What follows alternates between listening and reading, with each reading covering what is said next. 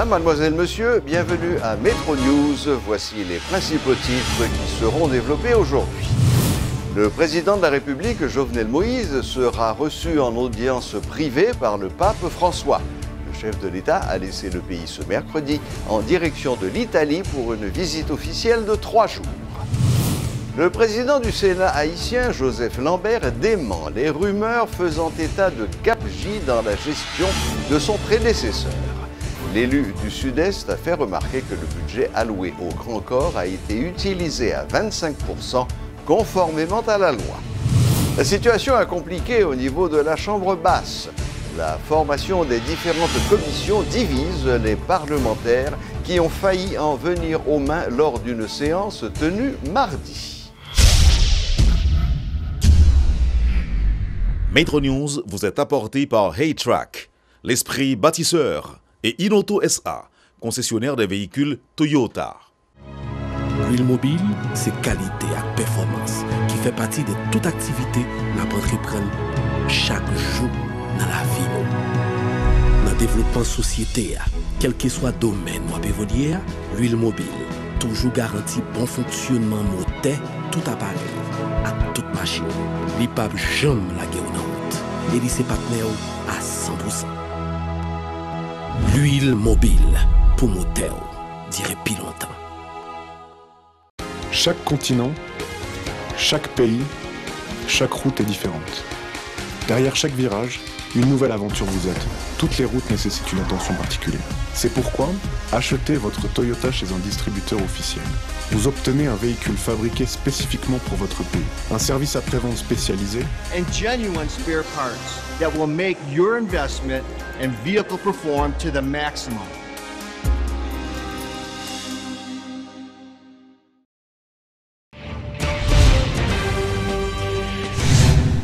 Le président de la République, Jovenel Moïse, s'est envolé pour l'Italie ce mercredi 24 janvier dans le cadre d'une tournée officielle de 3 jours du 24 au 28 janvier 2018.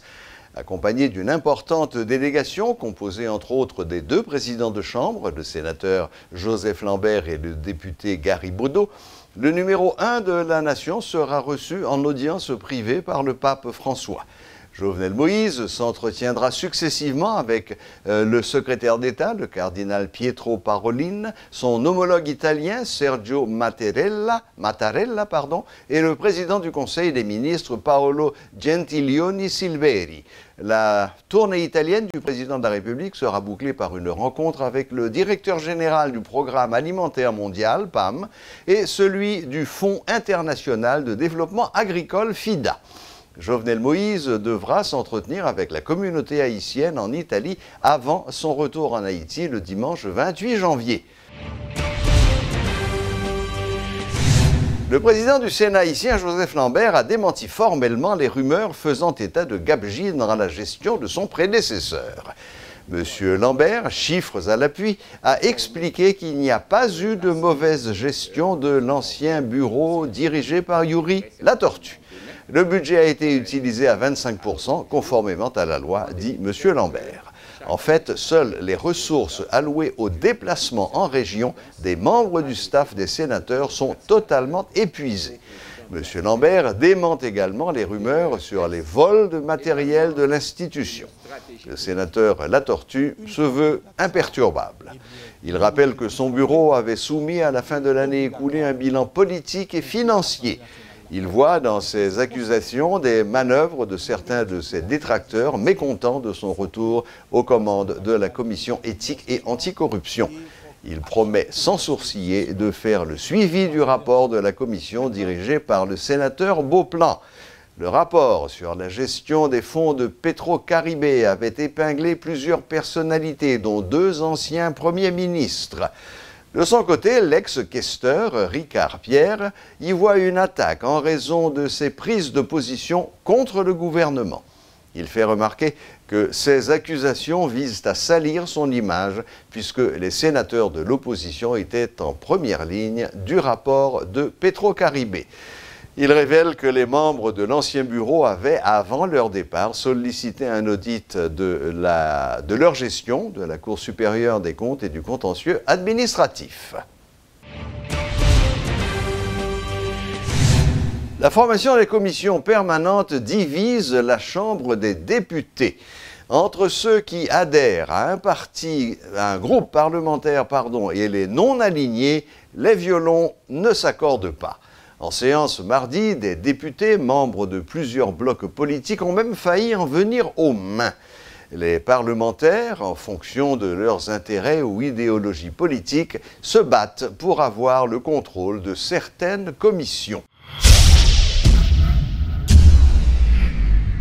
Pour le premier mois de l'exercice fiscal, le gouvernement a dépassé ses prévisions en termes de dépenses à hauteur de 11,7%, selon la dernière note sur la politique monétaire publiée par la Banque de la République d'Haïti. Le financement interne devient de plus en plus important. Si en décembre, il se chiffrait à plus de 5 milliards de gourdes, il est déjà passé à 7 milliards en janvier. Entre-temps, la BRH fait de son mieux pour maintenir la stabilité du taux de change en injectant des devises sur le marché, une action critiquée par certains économistes qui dénoncent ce qu'ils appellent une intervention pompier. Haïti doit augmenter ses exportations de manière drastique pour contrebalancer ses importations. Les hommes d'affaires haïtiens doivent s'employer à trouver des marchés à l'étranger pour des produits haïtiens tels que le rhum, s'ils veulent engager le pays sur la voie du développement.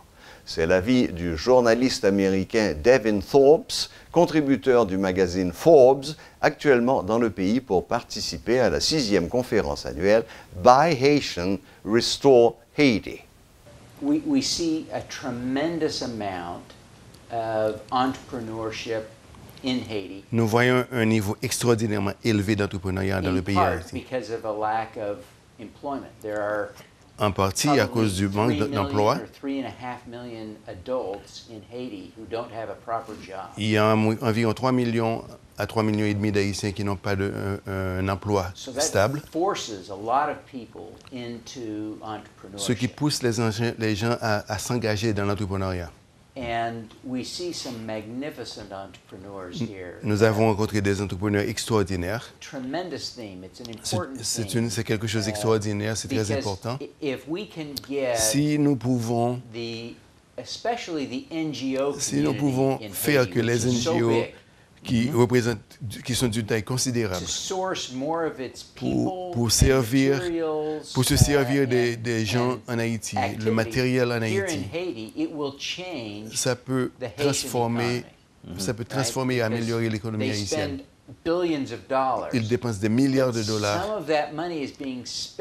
et une grande partie de ces fonds sont dépensés ailleurs, dans d'autres pays et surtout au profit d'Haïti.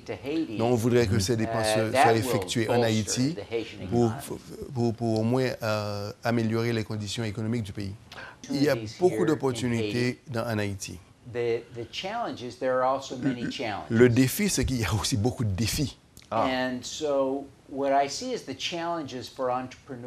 Ce que je vois, c'est que les défis aux entrepreneurs en Haïti sont... Il y a deux choses fondamentalement que je voudrais signaler. Il y a d'autres. Premièrement, c'est le financement. Obtenir le financement pour les entreprises, c'est très difficile en Haïti. Et nous le constatons à différentes étapes, à toutes les étapes. Haïti est encore un pays à revenu moyen. Il n'y a pas beaucoup de demandes.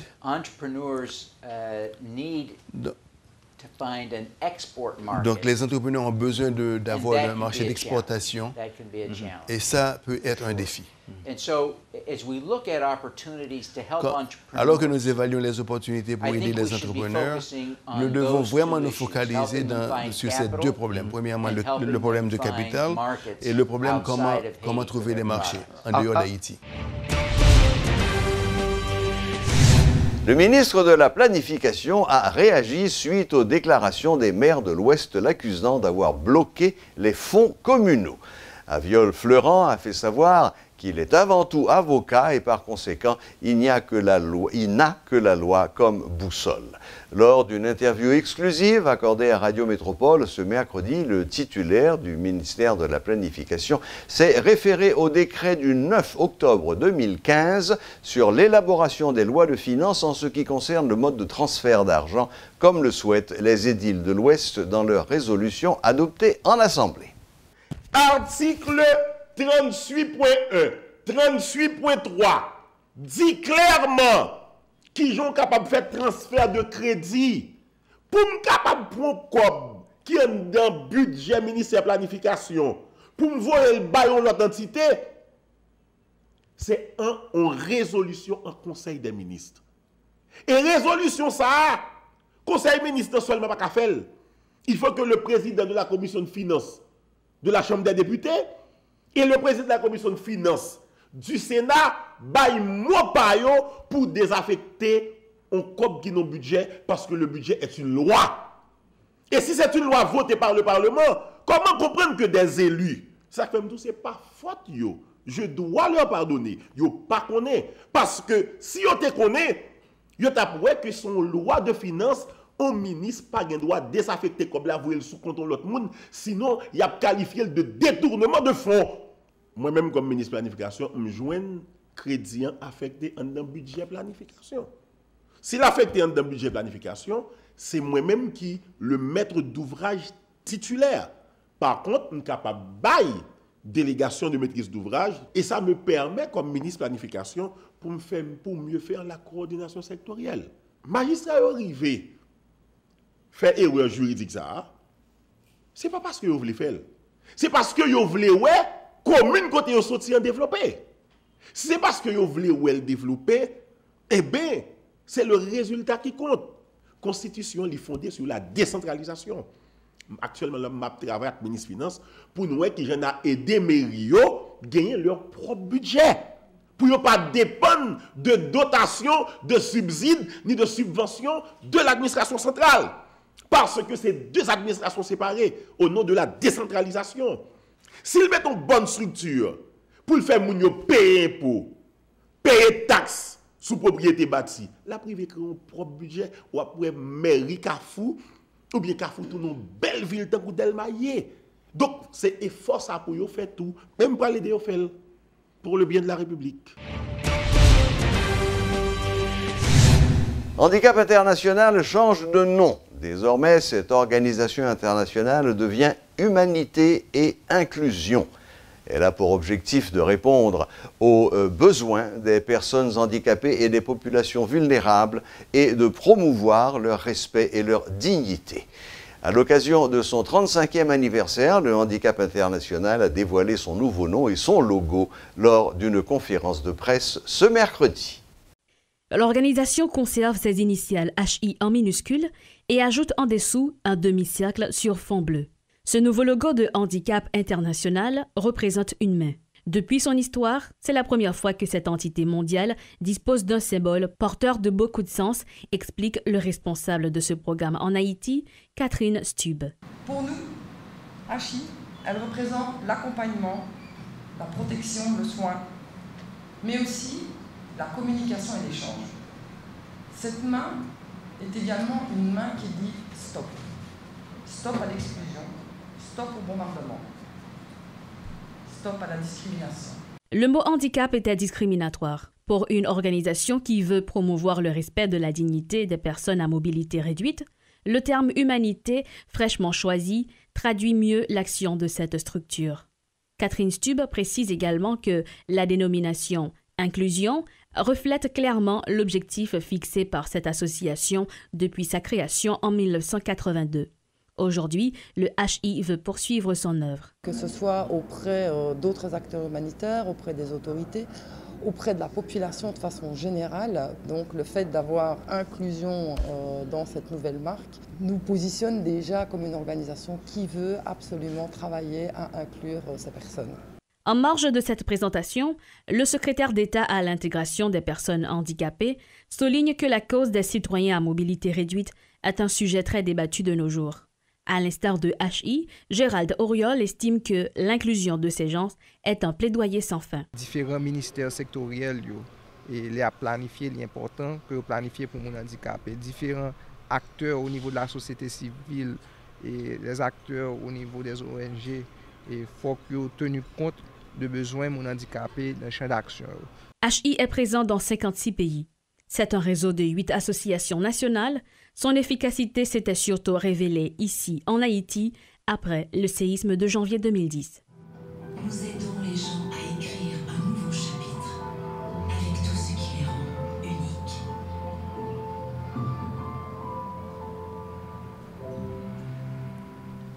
La boucle est bouclée. Merci de votre fidélité et à la prochaine, même heure, même chaîne.